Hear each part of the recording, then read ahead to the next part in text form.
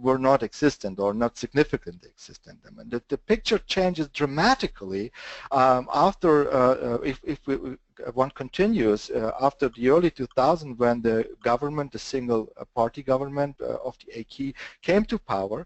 You can see that the inflation rate steadily decreased down to natural levels below 10%, around 5%, and simultaneously capital investment flows increased steadily, and after 2004 in particular, then financial foreign direct investments, real investment into companies also accelerated substantially. This drop in 2007 and 8 here is not specific to Turkey. That was the global recession then, and thereafter immediately Turkey was again very successful in attracting capital inflows, and still inflation was stable. But one thing worth mentioning here is that the short-term capital inflows relatively increase, which are indicated by the red color. I will come back to this graph later on. So one major important message from the simple graph is that Turkey experienced a tremendous growth over the years 2002 to 2007. It was the fastest growing economy, accompanied by a very stable political situation, and this was also looked like that Turkey can maintain this pace and this growth rates and economic success also in the early in 2010 after the financial crisis. But as you can see, after 2012, unfortunately, economic performance was declining, and at the moment the recent numbers are not plotted here, but we are basically reaching a zero growth recession risk. So, to sum up, the first part, in the 2000, Turkey was the most successful economy with respect to the economic growth rates, and it was not only about political stability. This is sometimes underestimated. There was the domestic reforms, institutional reforms, but also education was, breaking through. So the educated workforce, domestic workforce, which has been already established by universities in the late 90s, suddenly was on the market, which enabled basically the possibility to attract foreign direct investment. So it was not only about political stability. And moreover, Turkey has been quite successful after still the financial crisis, because the financial system, this is also sometimes not really considered appropriate in my view, the financial system was very stable, independent, politically independent. And all this was accompanied by a successful integration of the Turkish economy also into the European home market. But additionally, Turkey was also successful in this period in cooperating with neighboring countries. For example, with Syria, which sounds surprising if you consider the current situation. And moreover, also, the times were different. Global economic conditions in the early 2000s up to 2007 were good also in terms of low interest rates, stable growth, supporting all these stable developments in Turkey. But one aspect which I want to focus on is the customs union between Turkey and the EU, which existed already since 1996 now, given this corner economic and political developments, supported a very fast and strong growth in foreign trade, in particular with the European Union, and equally with respect to foreign direct investment. Just briefly, just to give you some numbers, like here on the left panel, you can see the Turkish export development. So after the year 2002, Turkey's exports increased steadily, and around 40% of these exports all exports go to the European Union. An equal number, a share is also originating from European countries on the import side. Now, it was not only volume, trade volume which increased, and it was not only trade in terms of selling more in pieces. Turkey, given this educational progress, also was very successful to increase the value added in its exports, and you can see that in this graph very nicely. So the share of middle high-tech exports after 2002 steadily increased, meaning that the extent of value added produced in Turkey in intermediate goods, for example, destined for European countries, in particular for Germany, steadily increased. And one reason for that was the well-educated population. Now, the last point for this first part, you can summarize basically the years between 2002 and 2007 with this triangular relationship. There was this economic success accompanied by political stability and also by a successful cooperation with the EU and neighboring countries like Russia and the Arab countries, for example, also Syria. Now things changed. Started to change not just recently. The initiation basically was 2007, 2008. A fundamental global effect of the financial crisis was that the international investors became more risk sensitive, and you can see that in this time series which I show you. The share of this red capital inflows, which indicates short-term investment, which can pull out of Turkey very quickly within hours, substantially increased after the financial crisis, which basically is driven by the fact that risk was an issue in emerging economies, has been an issue, and this increased after 2008.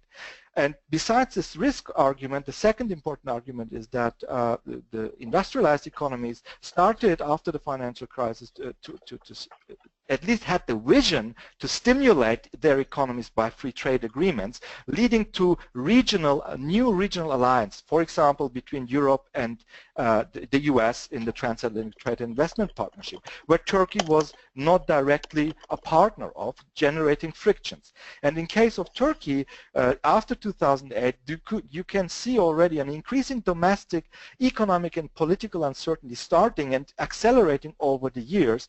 Then there is the war in Syria starting, also the unforeseen twist in the Arab Spring, where things looked initially very positive, that there is a kind of democratic movement, where Turkey could have been a kind of example country, but this turned out to be not the case. Then we had the migration challenge between the EU and Turkey, and the domestic terror issue on the Turkish side. At the same time, after the financial crisis, suddenly Europe was also confronted with new problems. A stronger economic heterogeneity, in particular between southern countries like Spain, France, Italy, and the northern countries like Germany. And you had, unfortunately, the inability of European institutions not to be able to cope with these economic challenges quickly enough. You know, until today, we don't have a solution for the problems of mass unemployment, youth mass unemployment in the southern countries, or the debt crisis in Greece. So, and moreover, the migration challenges basically are not solved until today, what you can observe is that there is an increase, and this is the point what I want to make here, is an increased orientation on national policy topics within the European states. The most obvious example of this national orientation is the decision of Great Britain to exit the European Union. And I mentioned this, if we talk about Turkey, it's not only about the political uncertainty within and in the neighborhood of Turkey. There is also this important aspect that the European Union itself is confronted with domestic, if you want to call it domestic problems, making it much more difficult to cooperate, to take into account countries like Turkey. So what we observe is a twist in the situation. Since the 2009-2010, there is an economic stagnation in Turkey, accompanied by political instability and decreasing cooperation with the European Union. This is not only because of Turkey. I'm repeating here myself, but it's important to emphasize it's also politically somehow originating from developments in the European Union. Now, two last points. There was a pivotal point with the migration crisis where things could have been, at least from a political perspective, could be solved, or where Turkey could have received some support, the jointly agreed migration deal, because Turkey was promised to have an accelerated visa liberalization. So there was this intention to bring in the Turkey again closer to the European Union, and both parties agreed on opening further EU accession chapters.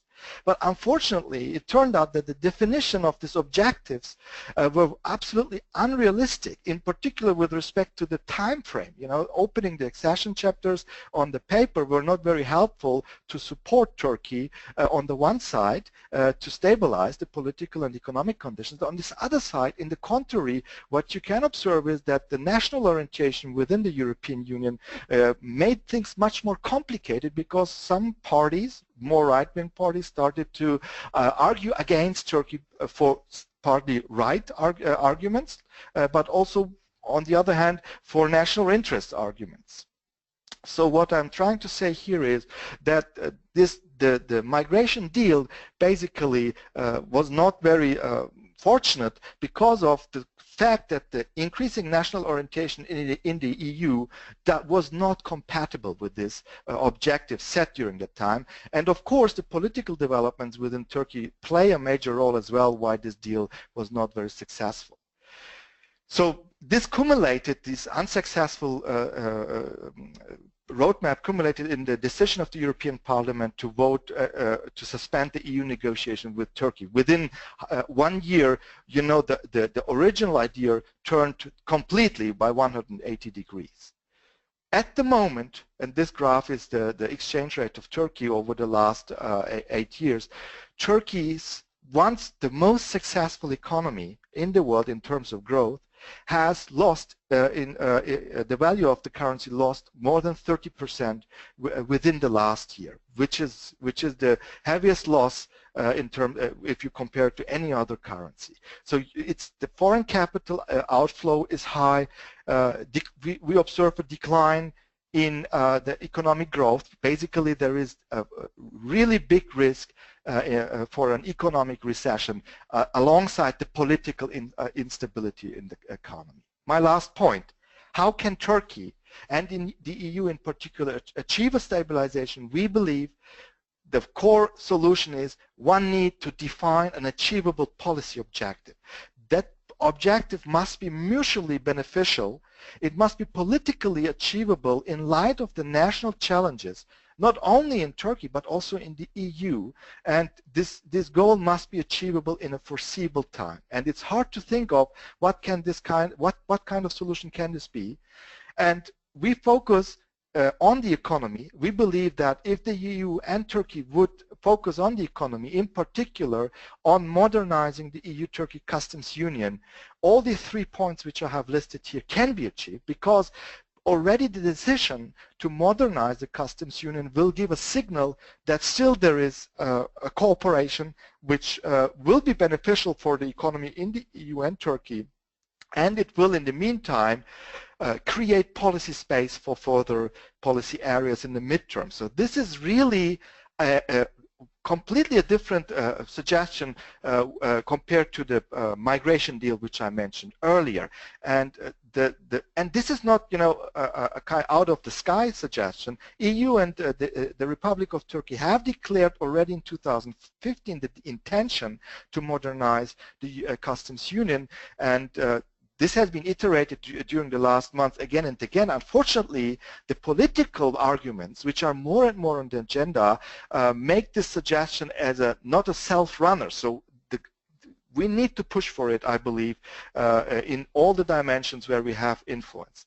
Just to give you an example why this is not so trivial to deepen, to modernize the customs union, basically it would mean, very brief sketch, including the agriculture and service sector into the customs union. It's at the moment not included. Public procurement must be dealt with, how Turkey is going to open its public procurement regulations to foreigners.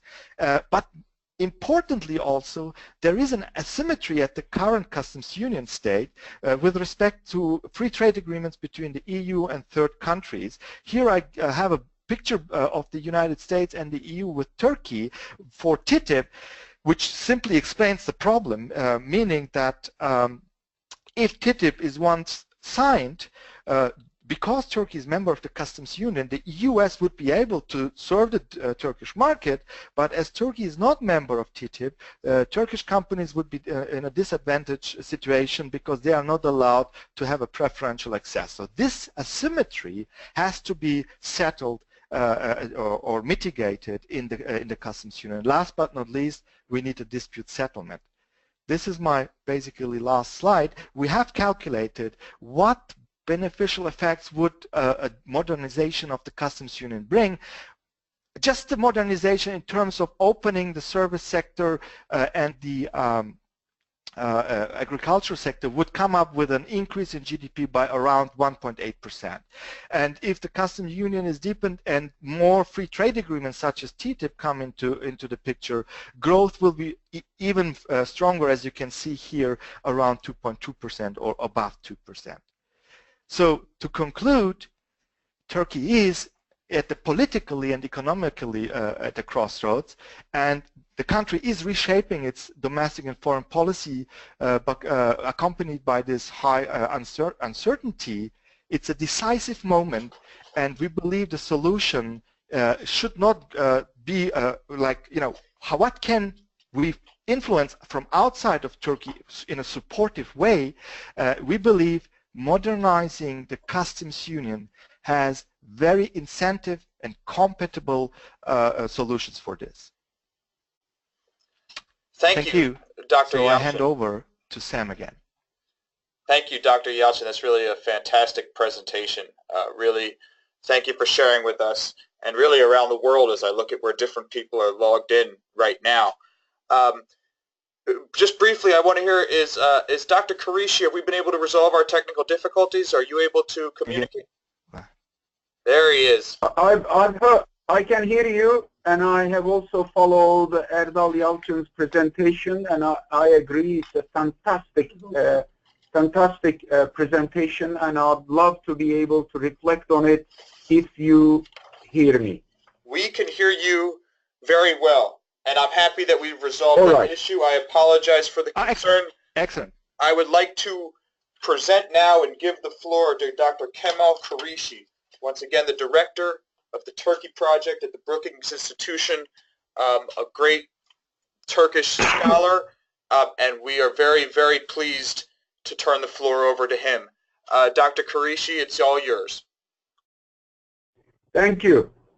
Let me start by saying that I am, let's say, 95% in full agreement with Erdal Yalçın's presentation, and I'm also very impressed with the savviness with which he's done it. So I need to excuse myself that I don't have a PowerPoint presentation, and I'm very limited in terms of technical abilities. Let me just reflect on a couple of points. Erdal's presentation puts emphasis on what he called uncertainty, not just in Turkey. I'd like to build on this. I think some of the problems, or a part of the problems that he has reflected on, has a lot to do with Turkey's failure to manage the uncertainties beyond its control. Let me reflect on it from some of his parts of his presentation. He did show the manner in which exports to the European Union have continued to increase. What is fascinating is that it has continued to increase while Turkey's exports to the Arab world and to Russia have been falling in the last 2 to 3 years. I'm sorry I don't have a slide to show this trend to you and to those who are listening to. Now, partly that fall in exports has to do with the manner in which Turkey has dealt its relationship with Russia, as well as the crisis in Syria. It is true that, as Erdal pointed out, the Arab Spring took an unforeseen twist. But I wonder if you would disagree with me if I was to say that Turkey has played a role in the Arab Spring taking an unforeseen twist, and furthermore, the manner in which Turkey, especially during the reign of Ahmet Davutoğlu as Minister of Foreign Affairs, embarking on what he called diverting the flow of history and closing the brackets of history, by which he referred to the artificial way in which he claimed the Middle East had been divided into nation states. And he saw the Arab Spring as an opportunity to overcome those divisions in the Middle East and lead a Muslim Brotherhood-led world there, institute what he himself called a post-Western order in the Middle East. And that commitment, that engagement, energetic and emotional engagement to this project continued until his dismissal in May 2016. So I would argue that a good part of the consequences of the Arab Spring taking an unforeseen twist is also product of a self-inflicted injury as far as Turkey's economic performance goes when one looks at exports and the loss of export markets in places like Syria, Iraq, not to mention Egypt, that was becoming a very important market for not only Turkish exports, but also Turkish foreign direct investment there. And I need not go into the details of the manner in which Turkish-Russian relations deteriorated as a function and in the context of the project and the vision that Davutoğlu had for the Middle East. Now, since May 2016, what I see is an effort on the part of the president himself, but stated in much starker and unequivocal manner by the Prime Minister Binali Yıldırım, as well as Mevlüt Çavuşoğlu and Yıldırım's deputy Numan Kurtulmuş, a recognition that Turkey's policy in Syria was wrong. There are open statements on this, and there is an effort to return back to, very interestingly, what Davutoğlu had once called Turkey's Ostpolitik between 2002, when he was appointed as the chief advisor to then the Prime Minister Abdullah Gül, and until about the eruption of the Arab Spring. And that was the policy that I think generated the background picture that Erdal Yalçın so aptly shared with us. That was the time when Turkey's integration with the European Union deepened. That was the time when Turkey's integration with the neighborhood deepened. Davutoğlu had a dream of seeing free movement of people and goods between the city of Kars and the Atlantic shores of Morocco. This vision at the time had even led, and I'd like to invite Erdal Yalçın, if he would agree with me, some people in the European Union arguing that Turkey was running the European neighborhood policy on behalf of the European Union to create a ring of friendly and stable and economically dynamic and hopefully even democratizing states. Now that picture changed. It changed, I would argue symbolically from the point when Erdogan as prime minister, he wiggled his finger at Shimon Peres with the famous 1 minute interruption. The literature on Turkish foreign policy, or academic literature on Turkish foreign policy, but also officials, not to mention people like Yaşar Yakış, who was the first Minister of Foreign Affairs for the ruling political party at the moment, have flagged out, represents a point where this Ostpolitik, or this pragmatic, realist, and maybe functional-oriented foreign policy turns into an ideological one. There is also a domestic element to all this change, and it coincides roughly again with what Erdal called the unforeseen twist in the Arab Spring, coinciding with the Gezi Parkı protests in Turkey. The Gezi Parkı protest was a reflection of a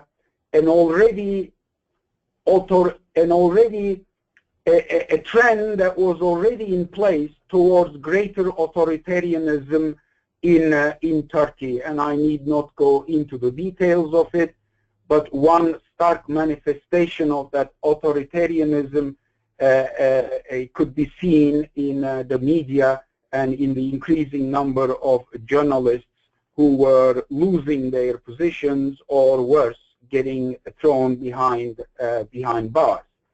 But the Gezi Parkı also symbolically, or the response of the government to the Gezi Parkı, was also very telling. On the one side, you had the then President Abdullah Gül, as well as ministers, including the then Deputy Prime Minister Bülent Arınç, as well as the Mayor of Istanbul, sending out signals wishing to adopt a policy of reconciliation and a policy that would strengthen Turkey's democratization, and consider the protests as a signal that AKP needs to revisit its policies and maybe go back to where they were in 2003, 2004, 2005. Instead, what happened is that the current president's position prevailed and manifested itself in the form of repression and coercion that the world followed through their TV screens.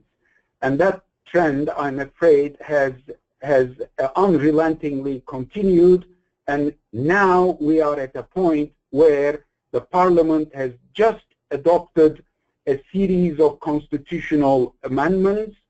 I would invite participants in this seminar to visit the Bar Association's, the Turkish Bar Association's webpage, and look at an assessment of every and each of those amendments to the Constitution. And those amendments will only result in the strengthening and centralization, further centralization of the president's powers in Turkey.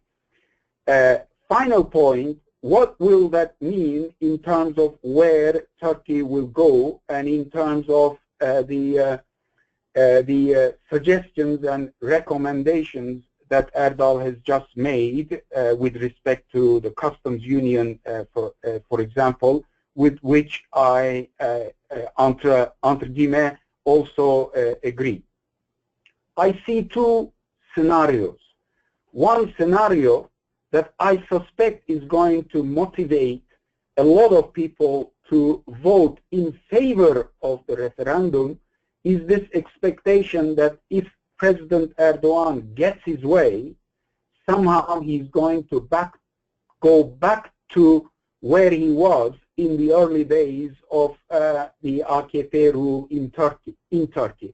This assumption that he has a toolkit, a toolbox in which he has the tools that he had once fielded to power the Turkish economy in the way that Erdal just described, and also also refuel the liberal democracy that he was in the process of putting into place in those years. Then if this was to occur, of course, we would have a Turkey that I think many would be delighted to see. It would also contribute to efforts to stabilize the neighborhood, not to mention to help with the European Union face the many challenges that, again, Erdal has already referred to. Allow me just to open a quick bracket on this. I am making these observations with the assumption that the world would have continued to be the way it was in the West, that a commitment to the international liberal order and the current government in Washington, D.C. would reconsider its perspective on foreign policy and its relationship with the European Union, NATO, as well as trade issues. I realize it's a very weak assumption there.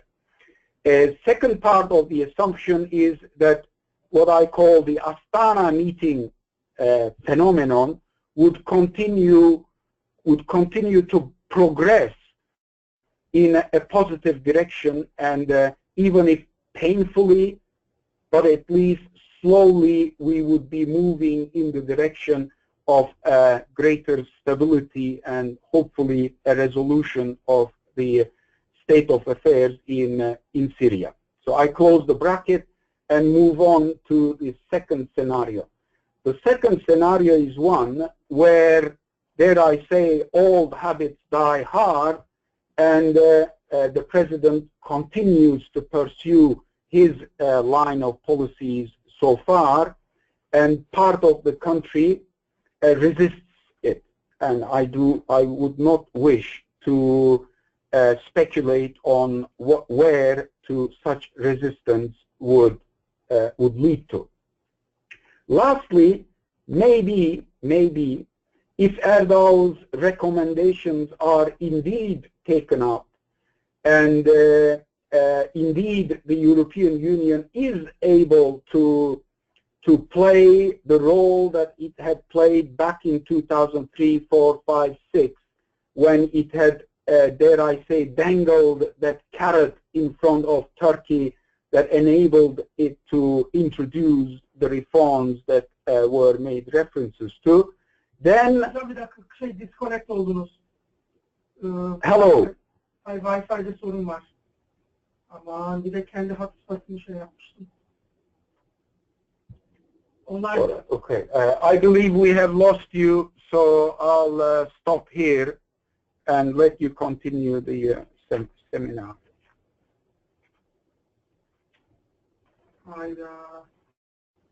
Dr. Qureshi, thank you very much for that input. I'm not sure what that... All right. Can you still hear me? Yes, we hear you fine.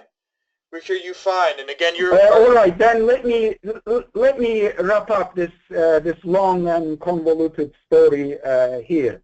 Okay. The in between those two scenarios, as I was trying to underline, is if the European Union is able to play a semblance of the role it did. And I completely agree with Erdal that a semblance of such a role is embedded in boosting the customs union, the so-called modernization of the customs union. But for that to occur, there needs to be a will on the Turkish side, but also considerable stability in Turkey, the kind of stability that will attract back to Turkey those millions, 35, 36 million foreign nationals pouring into Turkey from Europe, but from the neighborhood too, as business people, as tourists, as Erasmus exchange people, and even German nationals coming to see if there were jobs to pick up in Turkey. This is a picture that I, of course, would love to see, would be excited to see. However, the trend right now is in the other direction. Erdal made mention of the education leaps that took place, but a lot of those people, well-educated professionals, according to so far media reports, are leaving Turkey. There is a brain drain taking place from Turkey to Europe, but to places like Greece, Portugal, Spain as well. So I'm afraid I'm drawing a picture that is not that optimistic.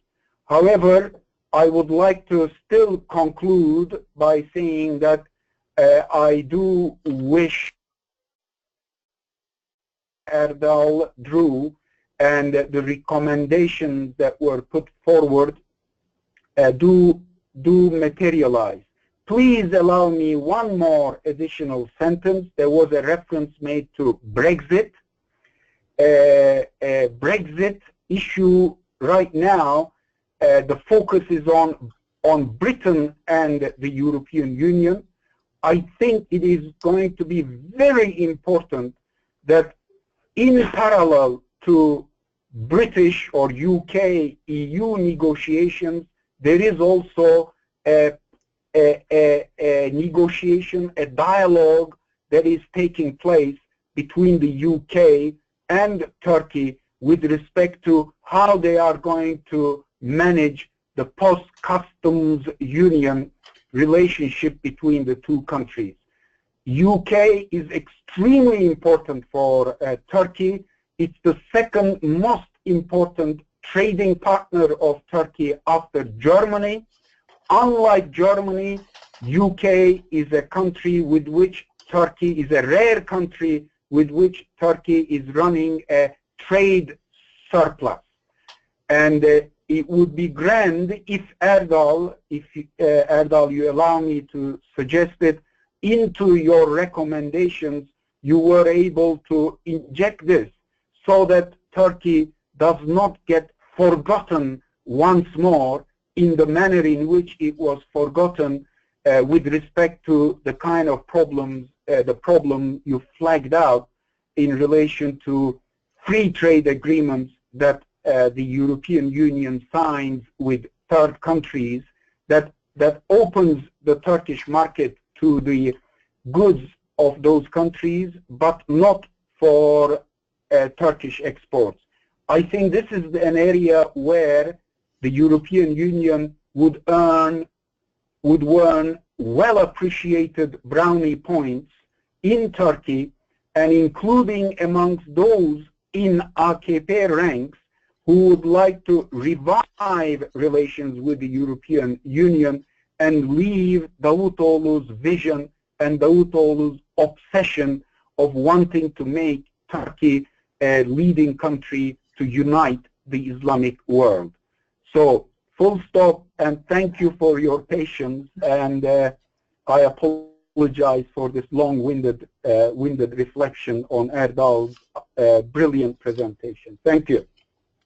No, thank you very much. Again, you were just listening to Dr. Kemal Karishi, the director of the Turkish project at the Brookings Institution. This is Turkey at the Crossroads. We're looking at economic perspectives on a country in turbulence. We have about 7 minutes left in the presentation this morning, and I want to encourage people listening out there to write in questions. Now would be a good time to write in your questions in our final minutes of this presentation. We have some already that we're going to make sure we try to get to. I want to briefly turn the floor over to Dr. Yalcin because Dr. Karishi did raise a number of points, and I wonder if you would like to respond to them directly. If possible, I would encourage you to try to keep it to a minute or two because we would like to get to the audience questions, and we have about 6 or 7 minutes left in the presentation this morning. So, Dr. Yalcin, if you're there, if you could would like to talk, if you have any direct responses to the very in-depth presentation of Dr. Karishi. Yeah, thanks a lot, Sam, and thanks a lot to Kemal. I appreciate appreciate your open and direct link to my presentation as well, and absolutely I wouldn't say that we are opposing in any point actually. So my focus was more coming from the economic perspective, so it's and you have emphasized the missing points which I left out, basically the stronger political links to the Arab Spring and also to the domestic developments, of course these authoritarian arguments which I basically left out. So to answering your direct questions, I start from the very last point which you mentioned. I left out the UK Brexit argument as a chance also for a kind of better framing of how Europe and Turkey may proceed in the next closer future, because indeed I absolutely agree with you. The UK is looking for a model how to dock on the European Union, and Turkey has one model, a customs union, but there may be alternative models where Turkey and the UK can jointly bring in their weight and looking for a solution. So I have this already on my desk. We are working on it, coming up with suggestions in policy briefs. The other point you mentioned, whether a modernization of the customs union will not only materialize in economic benefits, but will have a similar positive effect as it has on the political dimension as it had in the early 2000s. Well, this is a discussion indeed which is ongoing from at least what I hear and see in the meetings with the European Union members in parliaments.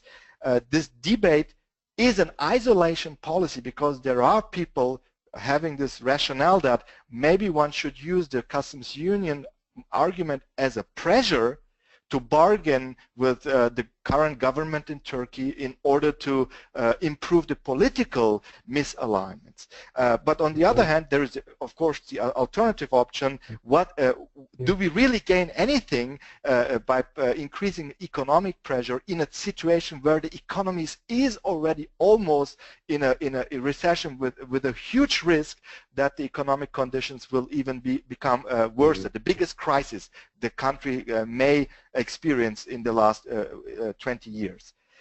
So I have no answer on that. Our attitude at the IFO Institute, our view is the gains from modernizing the customs union and supporting the Turkish society via the economic link may risk that there is no improvement in the political direction, but at least the country as such is stabilized. This is a difficult argument. I don't know whether it's the optimal solution, but the stabilization argument in our view is the stronger argument from an economic point of view. Last but not least, you asked me with respect to Turkey's role in the Arab Spring. Yeah, indeed, our perception when the Arab Spring started was that European leading politicians were communicating that Turkey should be the example country, the nation state with a secular system, and so there was a support, a backing of Turkey's intervention in some of the Arab countries, in particular Egypt, but where it turned out that the expectations of the Europeans and the objectives of the Turkish politicians seemed to be different, and I agree with you, things developed differently and contributed to accelerating these difficulties which are observed. So overall, it's a complicated story. So I think we are very close in all the arguments. My last point would be pressure on a country which is already at the brink of economic, collapse. This is not an exaggeration. You can see it in the main indicators.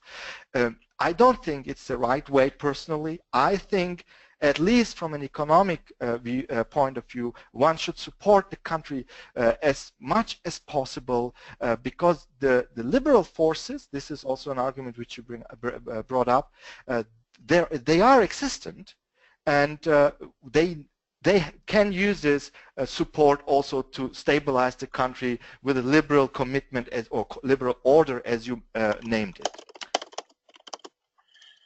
Okay. Thanks a lot. No, Dr. Yalcin, thank you very much for that input. And I just want to remind our listeners out there that you can see more of what Dr. Yalcin has to say with his Global Economic Dynamics and Bertelsmann Stiftung project and study EU integration of Turkey at the Crossroads. That's available on our website, gedproject.org. Now, I would like to, I know there's some final points that we would like to get from Dr. Qureshi and perhaps from Dr. Yalcin. I also want to make sure we get to our audience questions here. We have one from Mr. Burak Kurt that I'm trying to open as we speak. Well, Doctor, while I bring up that question, Dr. Qureshi, did you have a question that you wanted to ask? I was the second round remarks by Erdal. I agree with them, and it warms my heart that in Germany there's still belief that there are liberal circles in Turkey that deserve support, and from where or from whom a brighter Turkey that resembles the one that AKP and Erdogan himself gave a taste of to Turkey and to its neighborhood. That's a very positive observation, and I do really hope that a formula can be found to energize that. I do have a very quick technical question, but maybe, Sam, if you can put me in touch with Erdal later on, we could sort this out amongst ourselves. The slide that shows the different alternative ways of arranging Turkey's customs union modernization and the impact that the welfare gains it produces in percentages terms. I just need a little bit more clarification there. Does that percentage reflect the GDP percentage gains or something else? I remain a little bit confused on that, and that's all. And thanks for this great webinar. It's my first experience. Technically, it was a bit challenging, but intellectually, it was a great experience. Thank you. Yeah, I just want to again reiterate that point that we really do enjoy this discussion. We apologize for some of that technicality difficulties at the beginning, but we really appreciate both our scholars coming in with very fascinating viewpoints. We'll leave a final word here, Dr. Yalcin, if you want to respond to that, but also I want to make sure we get to one of our audience questions. This comes in from Burak Kurt, who wonders how much of the investment inflows are coming from the Mideast compared to the inflows of Europe. So we're over time. I know everybody wants to, we have a certain amount of time for these things, but Dr. Yalcin, maybe if you want to respond to Dr. Qureshi's point and maybe consider Mr. Kurt's question, how much of the investment inflows are coming from the Mideast compared to the inflows of Europe? I think that would be a great point to wrap up. Yeah, thanks. So the answer to the technical question on the figures, so the welfare figures which I present here can be set equal with the GDP growth rate. This is a level number. That means what we calculated here is has to be seen over a time of 10 years. Once a full customs union modernization has taken place, this would shift up GDP by around 2% overall. This is, I think, answering the question. And the other question, I mean, I do not have the numbers on the shares of foreign direct investment. I must say, you know, it would take me some time to answer, but the person could write me an email directly, and I can send him the numbers after the web seminar. Wonderful, and it's, if anybody out there has questions that you didn't get to ask, or Mr. Kurt or Mr. Qureshi, you would like to be in touch with any of the scholars, please do reach out to us. We're more than happy to try to connect people and connect questions. Also, as a wrap-up point, do visit our website, www.ged-project.de, where you can find our full study with Dr. Yalcin, as well as our work on Turkey on the Crossroads. We really appreciate you tuning in with us this morning. We appreciate you hanging with us for the technical difficulty at the beginning. I hope you got as much out of our two experts as I did, who we wish to thank for joining us. And we look forward to seeing you again in the near future for the further GED webinar series.